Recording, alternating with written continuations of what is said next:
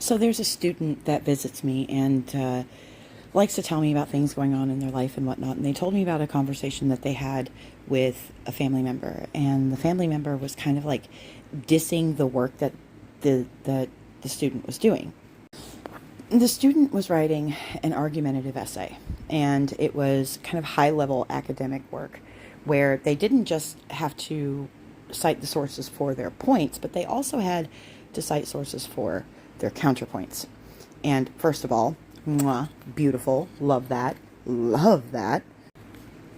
because I feel like we are definitely beyond the time of, well, there are people who say, But the family member, from what the student was telling me, the family member seemed to take issue with this and was saying things to them like, well, I don't understand why you're doing that. I don't understand, like, that's unnecessary. Actually, I think the word that was used was, that's stupid. Which is wild, by the way, but I digress. And so here this kid is trying to do their due diligence and maintain academic integrity and stick to the rubric and so on and so forth for the assignment, right? And they've got this family member ragging on the assignment as if it's somehow redundant. See, these are the people who don't understand the difference between being hypercritical or having a negativity bias and using critical thinking skills, right?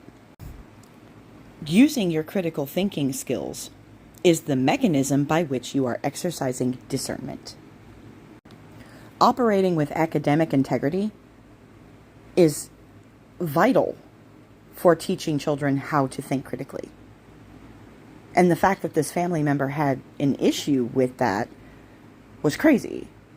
But more than that, this was the same family member who approached this child and asked them to define debate.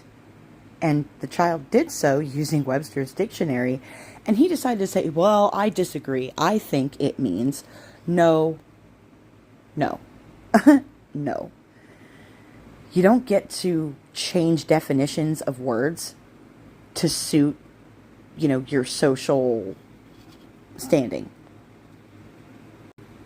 You don't get to change definitions of words to protect your ego. And if that family member could approach the kid that way in person, I'd hate to see what they say behind that kid's back.